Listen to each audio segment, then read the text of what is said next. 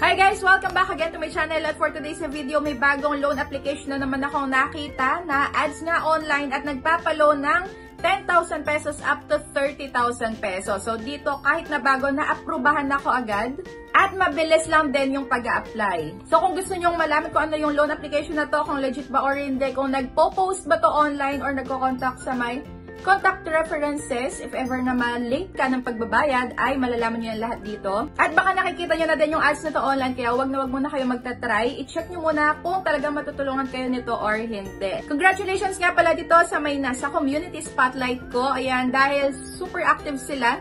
Yan, lagi silang nanonood at nagko-comment sa may mga ina-upload ko. Kaya basta active ka, ay mapupunta yung pangalan mo dyan. At once na makita mo, ay i-PM nyo na ako agad sa may Facebook account ko. So ayan, umpisahan na natin. So ito nga ay ma-download sa may App Store at sa may Play Store at nagpapaloan sila ng 10,000 up to 30,000 pesos na may daily interest na as low as 0.05% nga daw. Pag nag-loan ka ng 5,000, ang babayaran mo ay 5,050. Pag nag-loan ka ng 10,000, ang babayaran ay 10,100 at pag 15,000, 15,150 ang babayaran mo. O diba, napaka-promising. Ito ay may 4.8 na ratings at ito ay walang iba kundi ang Pera Pilot Mabilis Loan App. Tama naman, mabilis talaga yung process dito at wala ka ng iba pang mga maraming ibibigay na info. Pero syempre, wag muna kayong mag-i-install or magda-download. Patapusin nyo muna yung video na to dahil sasabihin ko nga din yung loan details para makapag-decide kayo kung itutuloy nyo ba or hindi. Kailangan din nila ng access sa may location mo. At pwede ka nga doon mag-apply anytime. Ito na nga yung pinaka-homepage. Kaso lang na bago yung pangalan, naging Fund Solution. Pero ito ay Pera Pilot. Ayan, nag-update agad no? So, 120 days ang kanilang loan terms at naiba na rin yung interest per day. Naging 0.06% per day na. Pero dito sa may kanilang ads ay 0.05%. Pero syempre, ayan, check natin dahil baka okay naman. So, hindi pa rin nabago yung pinaka-loan amount, 70,000 pesos pa rin. Kaso lang yung loan term dito is nabago na, naging 7 days na. At yung interest rate bumalik dun sa may nasa ads nila, naging 0.05% na. Ito yung mga sinagutan ko sa kanila at hindi ko na iisa-isahin. Dahil same lang din naman doon sa may mga dating na tatry na natin na loan app. So yan, identity, personal info, work info, contact info, at payment account. Dito mabusisi sila sa may pag-picture, kaya kailangan laging malinaw. Pero syempre, hindi naman kayo agad dito mag-a-apply. Patapusin nyo muna para hindi naman masayang din yung oras nyo sa may pag-apply dito, lalo na kung hindi naman kayo matutulungan. Dito hindi na rin nangihingi ng mga iba pang papeles about sa may pinagtatrabahuhan mo.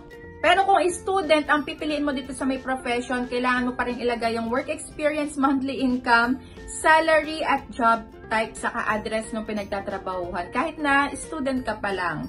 Pero sa may ibang loan application, pagka student yung inilagay, wala ka ng iba pang sasagutan about sa may pinagtatrabahuhan. At yung isang downside na nakita ko nga dito is, hindi pala isa kasi pangatlo na. More than 5 years, di ba? Pagka mga may more than, imbis na more than, ay ligwak na agad to. At ang dami pa nang hinihingi nila na contact references, bali 5. At pag okay na doon is, dito na tayo sa may payment account information, e-wallet or bank. At na-aprobahan nga ako dito sa may 2,000 pesos. At ito na yung pinaka-loan details. So, dito makakapag-decide na kayo kung ipagpapatuloy nyo pa ba or hindi yung pag-loan dito. Yung madi-disburse lang sa akin or yung mapupunta lang sa akin sa may GCash account ko is 1,200 pesos lang. Dahil meron nga ditong mababawas na processing fee which is 607. At yung total interest is 13 pesos. Meron din silang risk control service fee na 120 pesos. So, ayun, all in all, 1,200 pesos na lang yung matatanggap.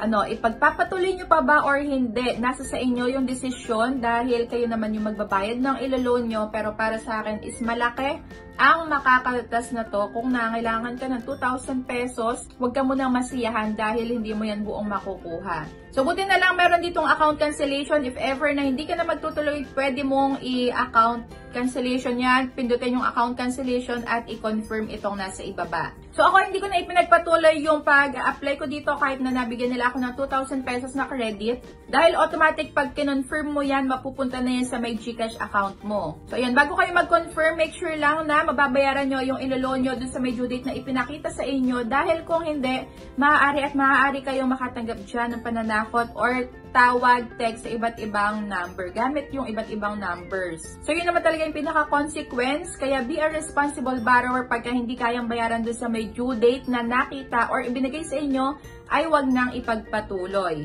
So lagi ko sa inyo sinasabi, ayan, manood muna kayo or mag-research kayo, tingnan nyo yung ratings or reviews doon sa may application na gusto nyo itry. Pag maraming mga bad reviews ay wag nyo nang ipagpatuloy. Dahil kayo din naman yung mahihirapan pag nakita nyo ng bad reviews ay marami, tapos ipinagpatuloy nyo pa, make sure lang na mababayaran nyo on or before due date. Kasi sa panahon ngayon, napakadami talagang mapagsamantala na loan application, imbis na talagang tulungan ka ay ibabaon ka sa utang. Kaya yan, pagka hindi talaga kayang bayaran, huwag nang utangan. At doon muna kayo mag-try sa may pinaka-legit talaga kagaya ng Tala, Bilis, S-Loan, G-Loan, at marami pang iba. So dito sa may Pera Pilot, wala din akong nakita ng mga iba pang rant sa may online. Pero, kagaya nga ng sabi ko sa inyo, maraming mga consequences pagka hindi ka agad nakapagbayad. At para hindi nyo maranasan yun, ayun, mag-decide na kayo ngayon kung ipagpapatuloy nyo pa or hindi. So, kung gusto nyo pang makapag-review ako ng ibang loan apps na nakikita nyong bago, ay comment down nyo na yan para masubukan ko muna bago kayo makapag-apply. At para hindi na din masayang yung oras nyo dahil, kagaya ng nakita nyong loan details, ang laki ng makakaltas. So, ayun lang. Thank you for watching and see you on my next vlog. Bye!